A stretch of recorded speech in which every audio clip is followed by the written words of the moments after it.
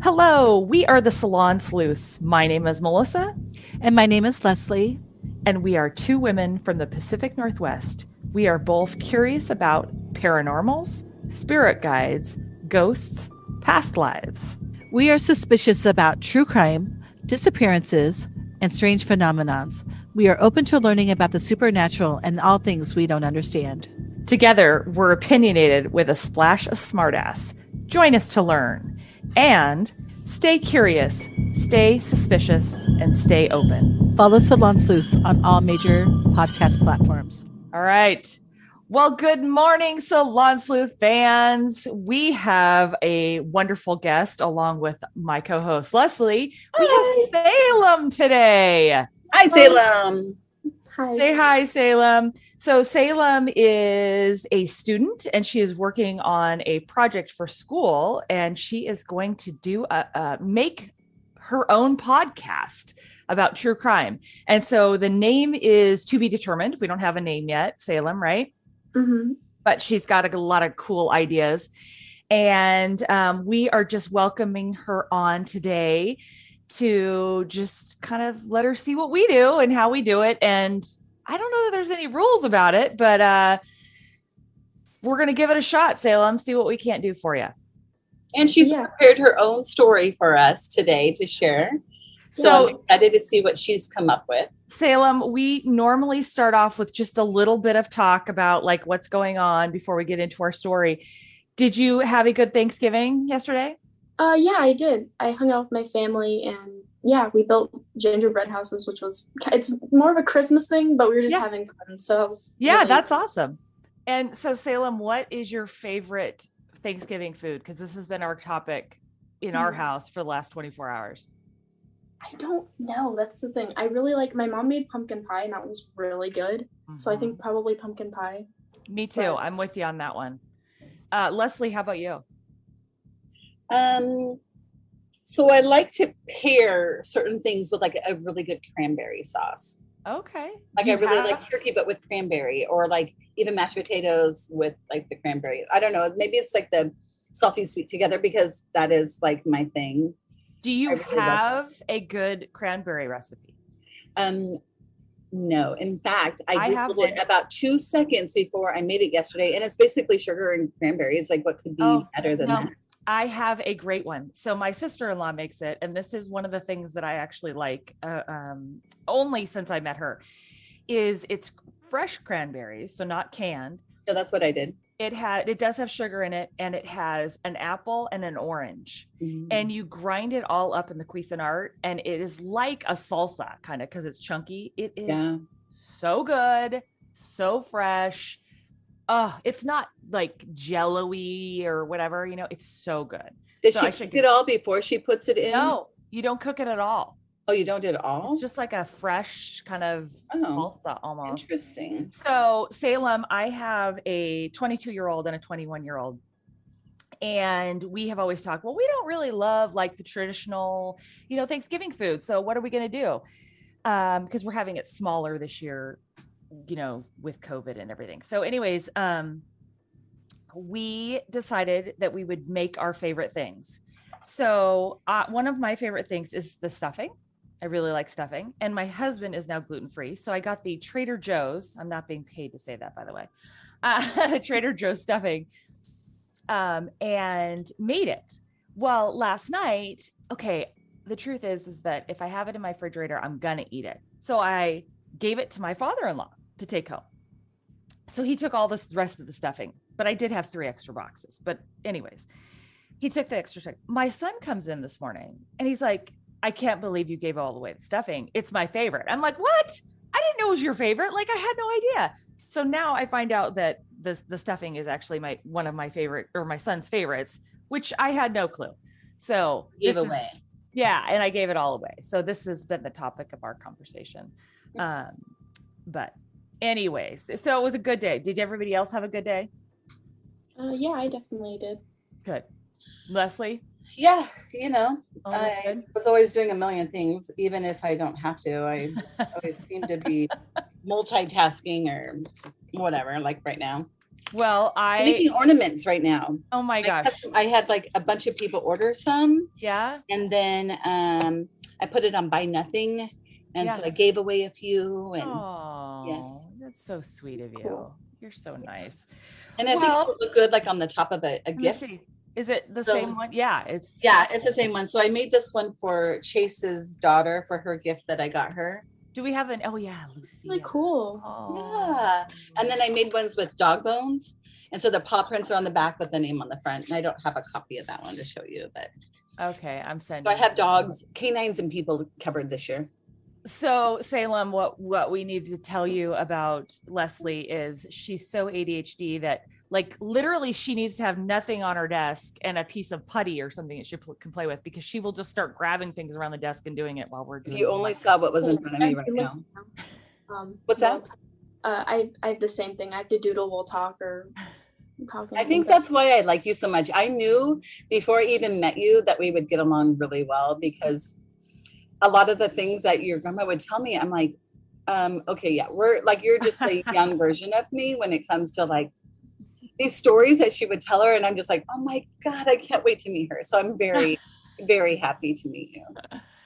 And that one cabinet, like the story about your family member who killed cabinet and stuff. Yeah, I really wanted that murder cabinet. We talked about that, I think, Melissa. What are you one of your family members? Do you want to tell that a little bit?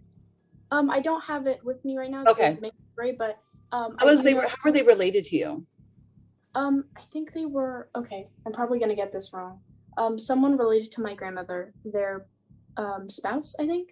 Like, I don't know, but I do know what happened was basically he got really angry at his wife and like shot her, and then like kind of had like a little and scratched up her stuff, and then the cabinet was one of her things, so he scratched up the cabinet and then he killed himself, and then it was like an armoire type thing, and the doors on it were like all scratched up because he had just taken a knife or something, and then she the grandmother offered it to me, and I was like, oh, I don't know, like I don't know where to put it.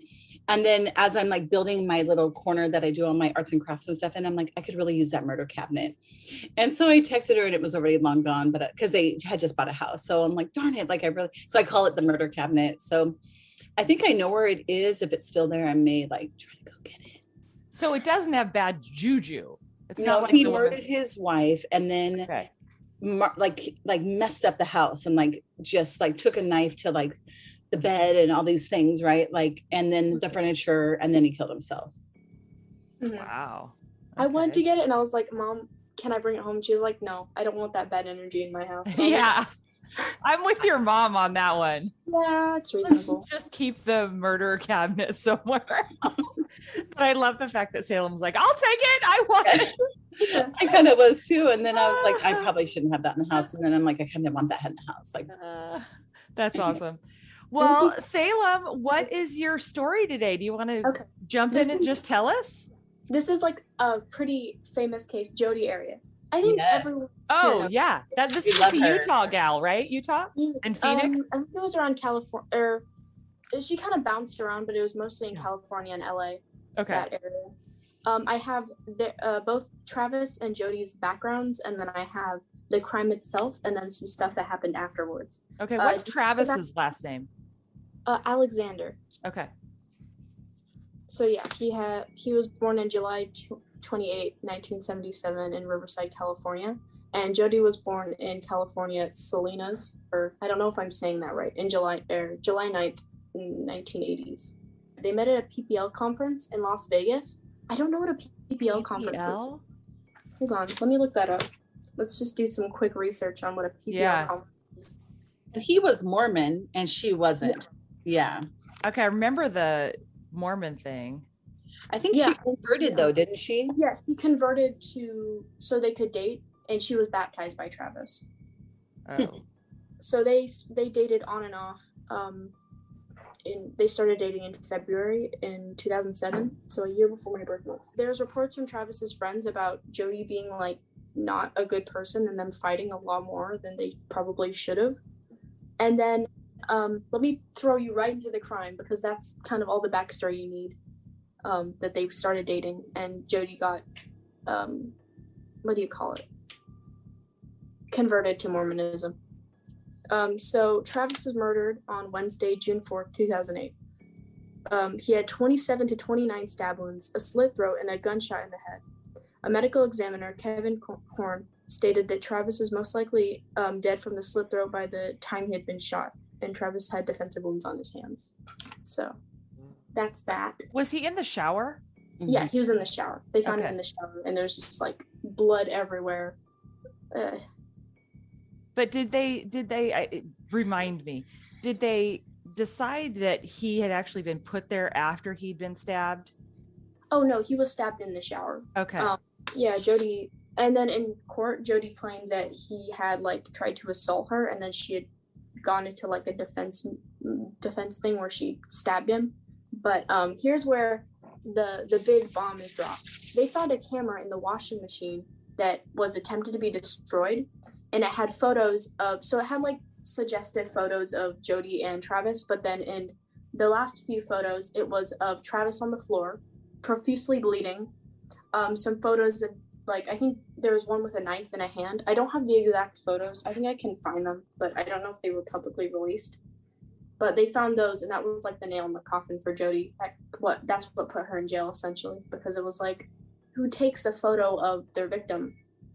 So she took pictures. Did she send them to anybody? No, they were on their camera. Yeah. Oh, like a camera, not like a phone. And she put it in the washing machine. But did she turn the washing machine on, or was it just? It was like damaged, but they were able to extract the photos off of it. She rented a car and drove there. Like she secretly went there. Yeah. Like maybe she had planned this. You think? What was going to go down? Yeah. Well, and that was in like Arizona or something, right? She drove from. Okay. So were they broken up? I do not think so. Okay. So why was he there and she in California? Do you know? I believe that she had moved in with her grandparents at the time, because she'd moved close to Travis because they were dating, and then she moved in with her grandparents. Okay. So they actually weren't living together. Yeah. Well, and I think she was kind of like the psycho girlfriend that everybody knew about, and I think she wasn't the marrying type. She was like the fun type that like he got to do experimental stuff with. Yeah. And she was game for anything, and she thought that they would be together because she was willing to do all of that with him. But then it turns out he was thinking of her as more like too easy or whatever, not the marrying type. Yeah. He's just like a fun time, but then he wants like a committed partner. And he also probably didn't want her because she had just converted to Mormonism just for him specifically. He probably would be thinking, oh, this person is just Mormon for me specifically and not for whatever other reasons people become Mormon. I don't know. Right. And I'm sure his friends were like, dude, she is totally insane. Psycho. Yeah. Oh, yeah. Like, she did all of that for you and she does this and that. And like, but you know, he wants a good, like simple, like Mormon girl. Yeah. Well, in Salem, you're going to probably tell the rest of the story, but like stuff has happened since she got. So in the interrogation room, when they were like, she killed him. She tried to seduce the people interviewing her. Yeah. And she would talk about, there's like this main line where she's like, this is going to sound really self-centered, but I want to go fix my makeup before my mugshot. Like, she's psycho. Yeah, she is.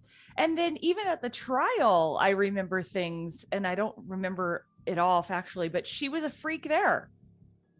Yeah, she did try to also seduce the court people. What do you call it? Judge. Yeah, and didn't she dressed totally different and like, I mean, they all do that, but she thought she could use her charm to get out of things, I think. Yeah, for sure. But I don't think people thought that she was as charming as she thought she was. No. Yeah, she thought she was like extremely charming. Yeah. She came off as scary. I looked it up. So that PPL is actually a multi-level marketing company for prepaid legal services. So they were in Las Vegas, and that's where they met at that convention. Not that really matters, but it's a little ironic with what happened. Yeah, legal services. I guess actually you said that. So I want to know more about like how she, like, Do you think that she got the rental car and all of that with the intentions of murdering him? Oh, definitely. I think that at that time they were like on another rough patch because they would have rough patches in their relationship and then they would break up and then Travis would go date someone else and then they would get back together and it was just like that over and over again. And I think she was like, I'm done with Travis dating other people, like that kind of ideology, and then went and killed him. So she purposely did all of that and drove there and with the intention of killing him. Was she convicted of that? Like I don't know, would that be first degree murder? I'm not sure what. I think that would be second degree because no. She was convicted of first degree. Yeah, because it was a pre-planned thing. Is that why? Yeah. Yeah. So I just looked it up because I thought something was going on. There is a documentary, Jodi Aries documentary. Is that how you say it? Aries? It's, what's the name of it? Oh, If I Can't Have You. Nobody can. The Jodi Aries story. But then it says on here that she smiled in her mugshot and sang "Holy Night" while oh my God, I didn't were in custody. Yeah. Was she trying? Yeah, I didn't stand on her head and do that in the interrogation room when the people left. Weird. And I do remember now that she was a blonde, and then all of a sudden she went to a brunette with glasses and looking all dress and conservative when she'd really looked like, I'm not gonna a party girl. Yeah, a party girl, thirsty girl. Yikes. Yeah, she seems like just psychotic. She kind of reminds me of the Casey Anthony. She kind of reminds me of a young version of myself. I think I was the crazy girlfriend for a while. Do you think? I think I probably was. Why do you think that? Well, I think that I was probably super insecure for many, many years. So not that I was like her, but I feel like I was probably like needy. Yeah. Well, Salem, do you have any more to tell us, or was that the end of the story? We didn't mean to cut you off or that go was on a tangent. Okay. I really like that story. I like the whole idea of her and how things can go terribly wrong with the wrong person very quickly. Yeah. Well, I also feel like in that story, it's a perfect example of when your friends are right. Yeah. And, I know there's been plenty of examples where your friends aren't right, that this relationship is good for you or this person is a good person or whatever, and friends don't like them. But there are sometimes when you need to listen to your friends and go, okay, maybe this isn't the best relationship. Maybe she isn't the best person for me. And you need to pay attention if you're best friends, if they have your best intentions at heart, don't like this person, right? Well, and I'm thinking about him and his, like what he could have done differently to avoid this. And I think part of that is, when they would break up, she would come back and then they would have their night together, their time together. Yeah. And then of course she's thinking that they're back together, where he's just thinking, I just had fun. Yes. Like what anybody should do in that situation is basically when you break up, don't keep leading them on in other ways. Correct. And so not that he's at fault for this at all, but when she knocked on the door after she drove the rental car, like he shouldn't have answered the door. He shouldn't have invited her in. They shouldn't have had fun. Right. Because she basically knew it was over, that she was just using her. Right. And it just fueled her like inside angry. Well, jealous. Wasn't he sort of, the only words I can think are sexually deprived. Wasn't he sort of like sexually or inexperienced before her? Probably. I don't know. I kind of recall that if he was a true Mormon, then yes. And then I kind of recall that like this was his breakout relationship. Like this, like was blowing the doors off him kind of in a sexual place. That he was really quite opened, if you which is really a bad place to start. Yes. Right? Yes. It's like now he's going to marry a little Mormon girl who's not going to be doing most of what Jodi was willing to do. Yeah. I mean, I don't know that. I don't know that that's a true. I kind of feel like she was a little freak, though. That could be a stereotype. I don't know. I have She no was idea. trying anything to get him to love her. Mm-hmm. And then and he still didn't. Nope, he didn't. So I'm just thinking, like, people, like men who lead women on, and then they're wondering why they're psycho. Right. Like, well, because you're messing with my head. Like, but a woman needs to be strong enough to be able to walk away as well and not, I don't know. Yeah, I agree. Well, Salem, do you have any questions for us? Do you wonder like how we do anything or how the soup gets made in the background? How the soup gets made in the background. That's what how do you guys go about putting together cases? Like not putting together cases, but like putting together like scripts for podcasts. I know most of your stuff is unscripted, but like you're putting down bullet notes for cases and things that you're recording on. So I think Leslie and I do it both a little bit differently. We've talked about it because Leslie doesn't feel like that's her strong suit. I don't tell stories very well because it's all in my head. And because I'm ADD, like I think little bits and pieces that I think are important may not be like valid. And then I get my facts messed up. And so the part that I have problems is if I'm trying to get all the facts, instead I should just tell the story.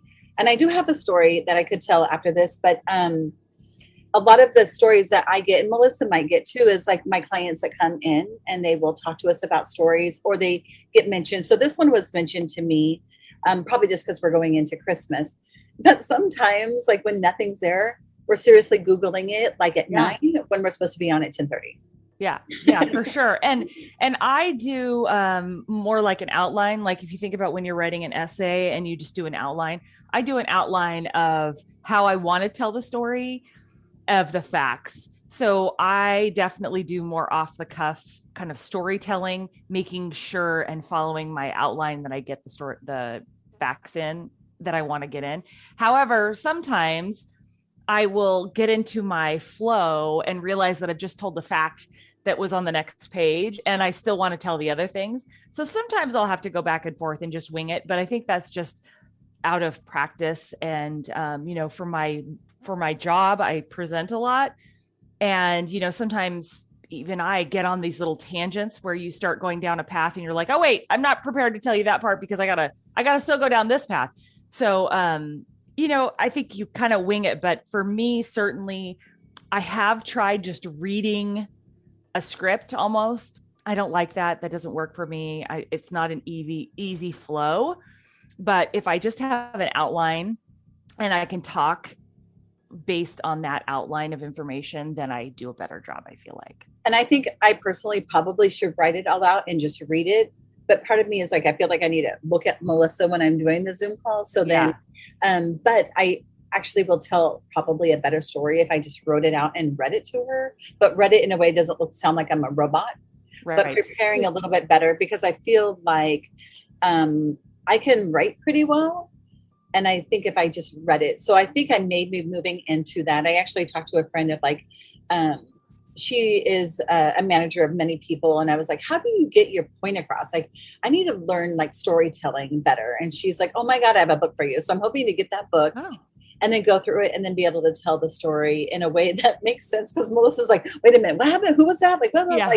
And I'm going to probably do that with the story I'm going to tell you. But I try, it all makes sense in my head. But if I get it out, it doesn't always make sense. Yeah, that's what I think. Because whenever I read a script, like for the crime part, when I was describing like the crime stuff, I had that all in notes and it was like a mini script. Yeah. And I feel like that was way more robotic than it should have been. But I just don't know how to like explain that in like a because I laugh when I'm nervous. And then when I'm talking about like stabbing, I laugh because I don't know how to properly convey that. Yeah, and I know that you didn't want to tell too much of the story beforehand, but I think that is important to know, like, how they got to that part and how like intense their relationship was. So, but I mean, I love sets that up the story. And most story. people knows that story, but you know, it's building, and then that was like the big like, ta-da! She kills him, and then how she's trying to cover it up, and because she was crazy. And what did she end up getting? What was her sentence? Do you know? I believe she got like multiple life sentences. Yeah. Okay, good. Yeah. That's really good. And you know, After- she thinks after she's charming two- all those people in there, you know, trying to at least. But she did get 2 mistrials before a judge sentenced her to life in prison without the possibility of parole. Oh yeah, So- because she's trying to what do you call it? When you appeal, right? She tried to appeal the charges. Yeah, I'm not sure why the mistrials. That sounds like probably something having to related to the jury. But she did file an appeal after conviction, but it was delayed due to the systematic errors. Then she did the appeal again, this time citing cumulative misconduct by prosecutor Juan Martinez. Huh? Ultimately, the appeal was denied. And I'm on parade.com. She's crazy. Yeah. She is a little bit crazy. Although Martinez was disbarred in July of 2020 based on allegations that he had leaked information to a member of the media that he was having an affair with and communicated with a dismissed juror and engaged in sexual misconduct. Eek! Dang. Jeez. Wow. So no one's good here. No. Oh my gosh. That's crazy. Well, what's your story, Leslie? Okay, so I'm going to just tell you the people's names now because I'm not going to remember them later. Okay. So the name is Tiede, Tidy. Okay, Lene was 20 years old and her sister was 16. I believe that Trish is the sister. They had a cabin. Wait. Who Okay. was to die then? I'm going to tell you that. Or You TD? wait. Okay, so we've got TD, and then what's the other name? I think it's Tidy is their last name. Oh, Family's okay. last name. In Oakley, Utah, there was a family cabin, and the family used to go there for different holidays. Well, they had gone there earlier. They had set up the entire house for Christmas. There was a Christmas tree and presents all over the house. There was stockings hung with everybody's name. The entire family is coming, basically uncles and cousins and everyone that's going to come to this cabin. So earlier that day, mom and grandma and the oldest one, Lene, who's 20 years old, went shopping. Actually, everybody went shopping. These are the 3 that came back first. So they came back to the house. Lene's fingers were freezing. So she's like, Mom, just unlock the door. Let me go in and run my hands under some water. Then I'm going to come back and help you. So mom unlocks the door.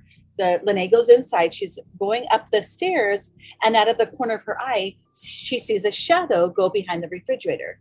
And she's like, oh, one of the cousins is already here.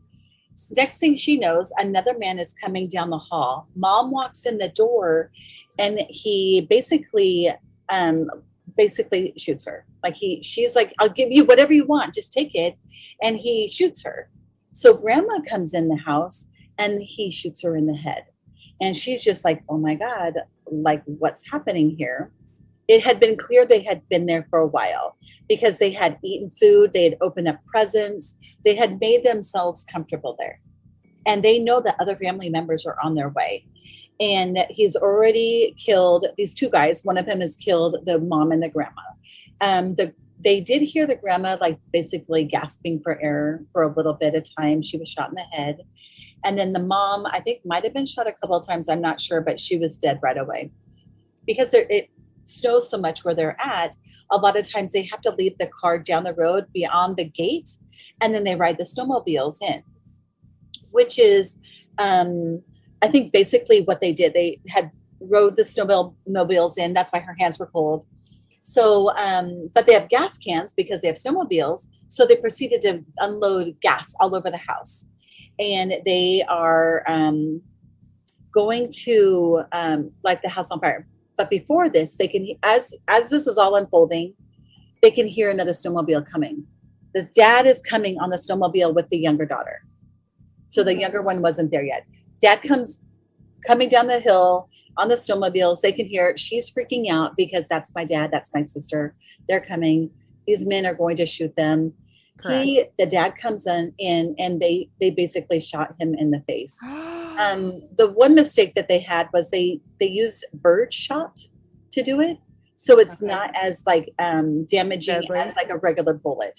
Wait, what's Needless bird- to say, I think it's what you go bird hunting with, Oh, right? So he's still in like serious condition. He drops to the ground. The other girls there, now they're going to basically kidnap these two girls and take off on the snowmobiles. Meanwhile, they're putting gas all over the house, including the father, on top of the father. They light it up and they take off.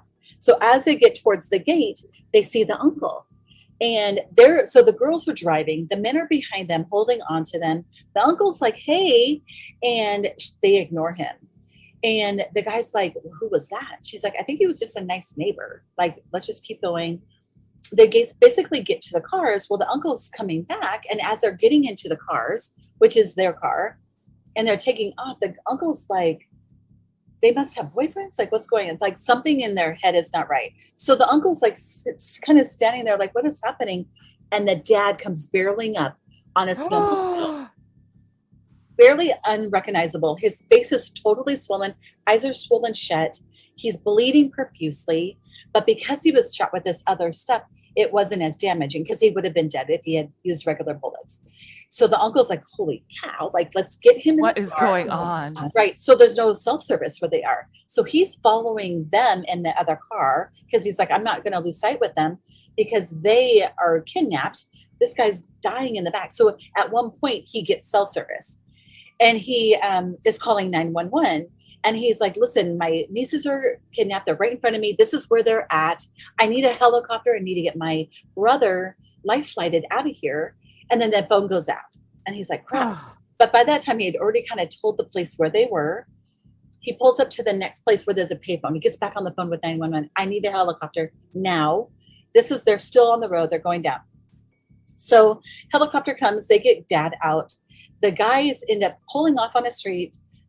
They're going like 90 miles an hour. Police are behind them. And basically, he takes a sharp left because of the snow. I'm guessing they go off an embankment. So the girls are like, oh my God, they don't know we're in here. So they basically grab each other's hands and they duck. The one sister says, duck. So they're ducking in the car because they're going to be pulling these guys out. They don't know if they're going to open fire on them. These two men are then basically arrested. The girls are saved. They think everybody in their family has died. They have no idea dad was on a snowmobile behind him. And regardless if he had lived or not, he basically saved them because uncle would have known what was happening otherwise. No, uncle would have let him go. Right. So the girls basically go to trial and they have to like relive all of this again. They're like, I just want to get beyond this. Like, you know, at 20 and 16, they're got to be like traumatized, obviously. yeah. The guys didn't know that the dad lived. So here he comes in trial and walks up and they were like, oh crap, like had no idea. They ended up, of course they were convicted and they're in big trouble. One guy actually wrote one of the sisters a letter. She said she had read it like 20 or 30 times, like just kept, and he was basically apologizing to her. And she goes, and one time I just forgave him. I didn't forget it. I just forgave him. And she goes, the amount of peace that I got from that was just incredible. They since have rebuilt the cabin even better, bigger and better for the family. They still go there. She says the one thing that her dad has said to her that always stuck with her was basically lightning doesn't strike twice in the same place.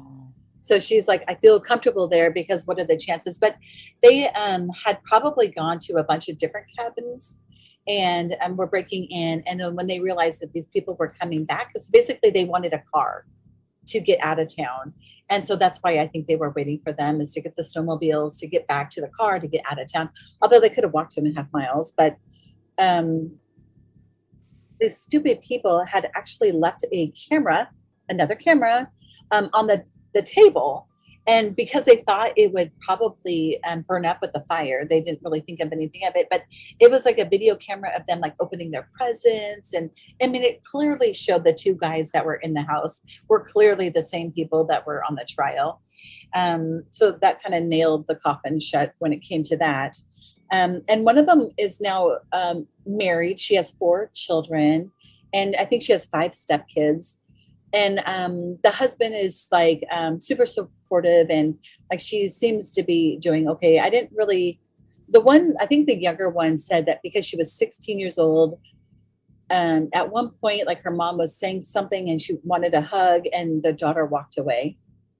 And that was the last like thing she had. So like, but her mom knows that she loved her. Like she was a teenager, 16 years old, that like just walked away from a hug just because they're being a little brat or whatever. Yeah. Right. So that was my Christmas story. I don't know what you would do differently. So I was trying to think of like, if I was in that situation, what could you have done differently?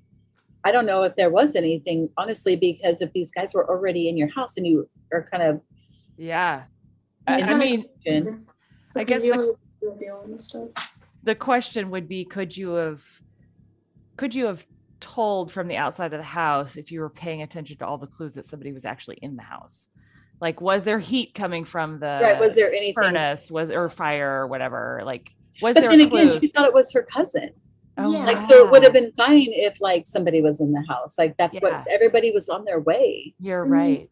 You could have told I said a stroke. You could have seen if someone had broken in because of like signs like broken off doorknobs or the door being just wide open. But then again, you never know. The only weird thing about the cousin is that he would have had to get a car to be there, and there was no car at the end of the driveway. But certainly he could have went with somebody else. Somebody dropped him off. And by the time you're in the house, are you really thinking, was there another car there? Like maybe there, like. And honestly, like when you're already in the house, like maybe you're not even thinking about that kind of stuff. Or like, everyone's just excited that Christmas is coming. Or the snowmobiles. How many snowmobiles were still in the shed at the parking spot? Like, you would have had to really like think about it. But I know sometimes even I do, where you're like, oh, that's strange. And then you just dismiss it. Yeah. I know. And then part of me is like, okay, do I start like hiding knives around the house? Because like if I'm like here, like this would be a good place to like grab something really quick. And I was just thinking that in my car, like would I do that? Like would I have? I don't think it's a good idea. I think at the end of the day, the odds are pretty low, and kind of like the dad said, that's lightning striking. Yeah, that was odd at the beginning, and then you just can't plan for things like that. No. But it's sad that mom and grandma died, but dad saved the day, really, honestly. Right. Like we're the ones that really.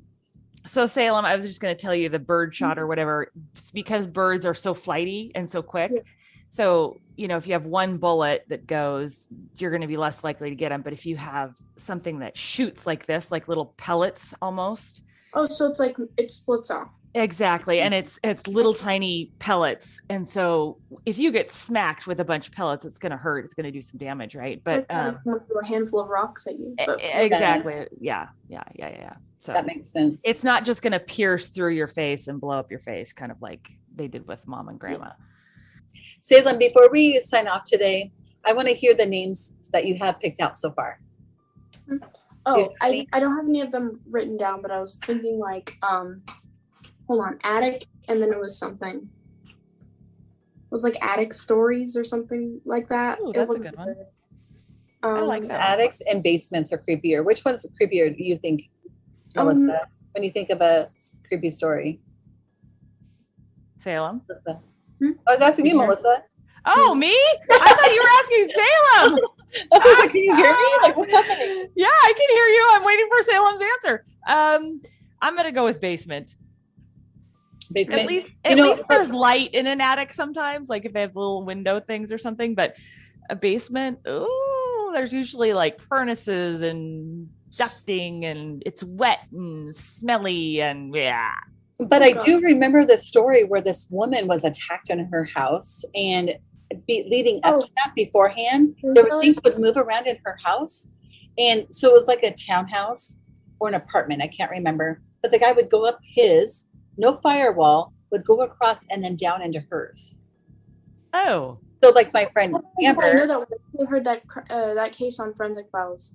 yes, I used to be an avid Forensic Files watcher. yeah, me too. I loved it. Michael Bowden, whatever his name was. So my friend Amber, when she bought her condo or townhouse, like it's 3 stories, but there is an attic door. And I'm like, so have you gone up there? Like, is there a firewall? Because it used to be an apartment complex turned into this place. And I'm like I would be putting a lock on that, just, because the crazy person in me, I'm like, if you go up there, can you see the whole length of the building? Right.